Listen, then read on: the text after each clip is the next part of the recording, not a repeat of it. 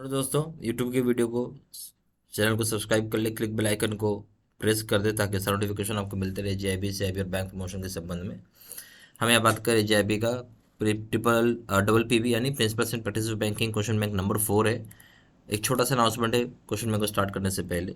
वो ये है कि हमारे पास जो कोर्स है जिसमें आपको short term plus in depth video दोनों तरह की वीडियोस मिल जाती हैं। अगर आपके पास एग्ज़ाम से एक दिन का समय बचा हुआ है या मान लेते हैं कि मात्र 10 मिनट समय ही दे सकते हैं पढ़ने के लिए, आप सबसे बढ़िया है आप शॉर्ट टर्म वीडियो कोर्स करें। अगर आपके पास थोड़ा समय ज़्यादा है, मान लेते हैं कि 2 महीने का समय है, तो इन डेप्थ वीडियो करिए, ये ज़्यादा डिटेल्ड में होता है और शॉर्ट टर्म वीडियो इस तरीके से बना रहता है कि आप एग्ज़ाम आराम से पास कर सकें।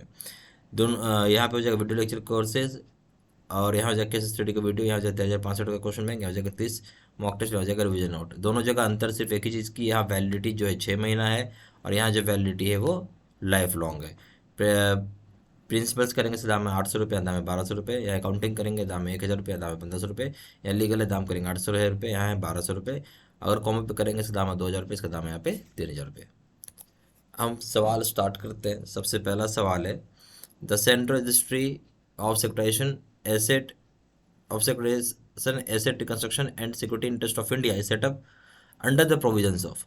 अब यहाँ बात हो रही है कि जो सेंट्रल रजिस्ट्री होती है आपका securitisation asset reconstruction and security interest of India, जिसको हम शॉर्ट फॉर्म पे क्या बोलते हैं, सरसाई बोलते हैं, वो सेटअप किया हुआ है कौन सी प्रोविजन के तहत। ए ऑप्शन है आरबी एक्ट, बी ऑप्शन है बीआर एक्ट, सी ऑप्शन है सरफासी एक्ट, डी ऑप्शन है transfer property act.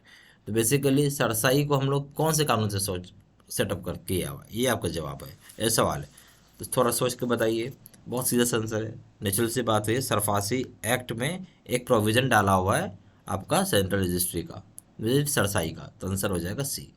Question number 2, banking codes and standard boards of India has been constituted as A, यानी हम बात कर रहे हैं banking codes and standard board of India, इसका short form मालूम है क्या है?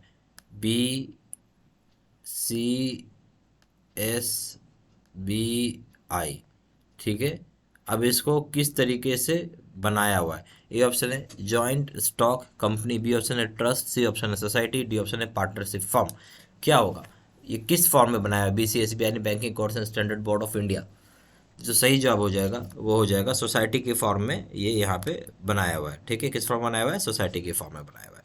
Question number 3, which of the following conditions are essential to constitute valid pledge. अब बोलता है इसमें से कौन सा कंडीशन इसेंशियल यानी ज़रूरी है ताकि आप कंस्टिट्यूट कर सके एक वैलिड प्लेज को, ठीक है।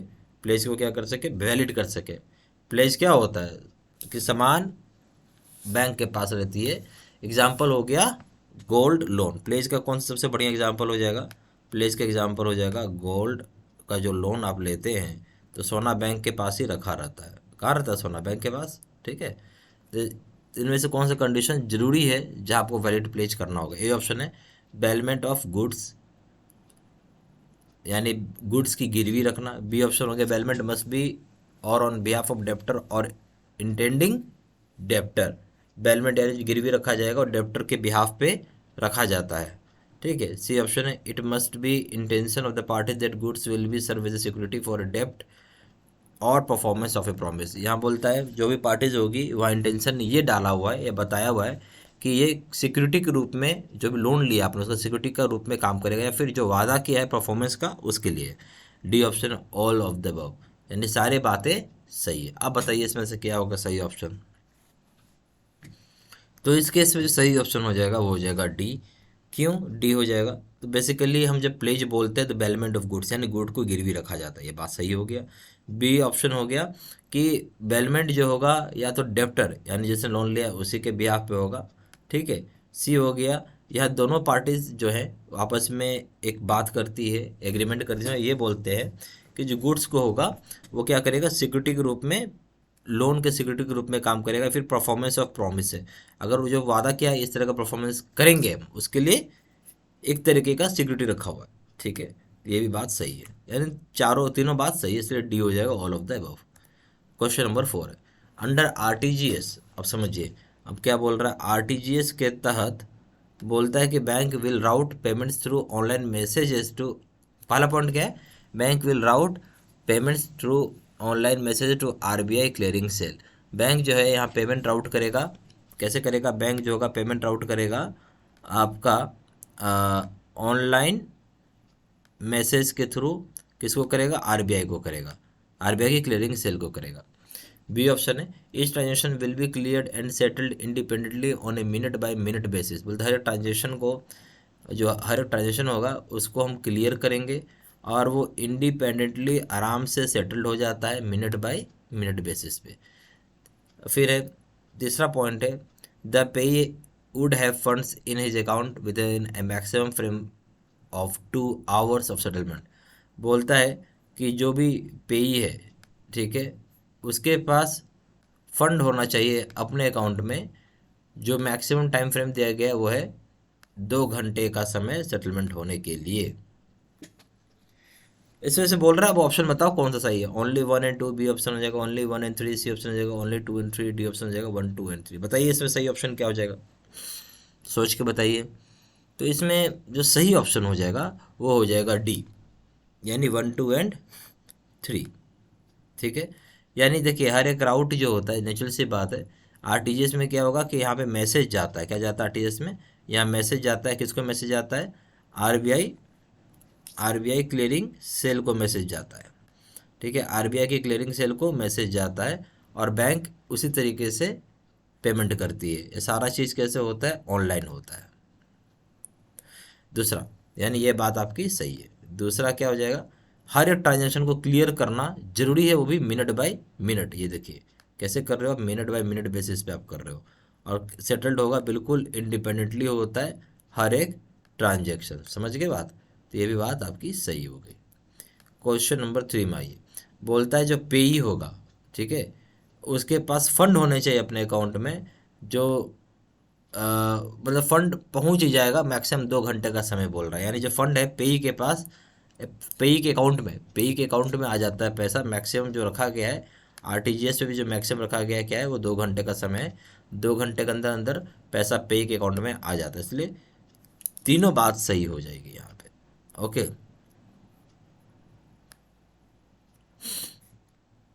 क्वेश्चन नंबर 5 है the DSS and ESS bring about a lot of transparency in.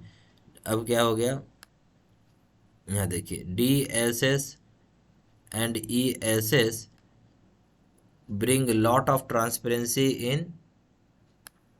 अब कहाँ पे ट्रांसपेरेंसी लाएगा? A option data processing system में, बी ऑप्शन है चेक प्रोसेसिंग में, सी ऑप्शन है डिसीजन मेकिंग प्रोसेस में, डी ऑप्शन है विड्रॉल प्रोसेसिंग में। बताइए कहाँ होगा? जो सही जवाब हो जाएगा वो हो जाएगा डिसीजन मेकिंग प्रोसेस में। ठीक है, डिसीजन मेकिंग प्रोसेस में DSS हो चाहे ESS हो, बहुत सारा ट्रांसपेरेंसी लाता है। क्वेश्चन नंबर 6 है in which of the following types of funds the investment is made exclusively in government securities. अब बड़ा अच्छा सवाल है। बोलता किस तरह के फंड में, ठीक है, इन्वेस्टमेंट जो होगा वो शब्द का ध्यान दीजिए, एक्सक्लूसिवली यानी केवल। एक्सक्लूसिवली कहाँ कर रहे हो? गवर्नमेंट सिक्योरिटीज में कर रहे हो आप। ए ऑप्शन है लिक्विड फंड्स, बी ऑप्शन है गिल्ट फंड्स, सी ऑप्शन है sector specific fund, D option है इंडेक्स फंड। बताइए क्या होगा? नेचुरल सी बात है, सब लोग जानते होंगे गिल्ट फंड होगा। गिल्ट का मतलब ही होता है, इसका मतलब क्या होता है? Government securities. ठीक है, तो सही ऑप्शन हो जाएगा B. Question number 7 the legal setup of mutual funds in the form of. जो लीगल सेटअप है, ठीक है, किसका? म्यूचुअल फंड का, वो किस फॉर्म में है ये आपसे पूछा जा रहा है। ए ऑप्शन है joint stock company, B option है ट्रस्ट, सी ऑप्शन है लिमिटेड लायबिलिटी पार्टनरशिप। बताइए क्या होगा? नेचुरल सी बात है, इसको हम लोग ट्रस्ट बना के काम करते हैं। क्या बना के काम करते हैं? ट्रस्ट बना के काम करते हैं। क्वेश्चन नंबर 8 है the universal set of standards EDI। क्या यूनिवर्सल सेट ऑफ स्टैंडर्ड्स है? किसका बात हम कर रहे हैं? EDI का इज नॉन एज, किस चीज़ के लिए जाना जाता है EDI? A option EDI fact, B option EDI, C option ISO, D option है BIS। सही ऑप्शन हो जाएगा EDI FACT, EDI fact. Question number 9 है where a person in any of the towns which the state government concerned may by notification in the official gazette specified on this behalf delivers to a creditor or his agent document or title of immovable property with intent to create security thereon, the transaction is called.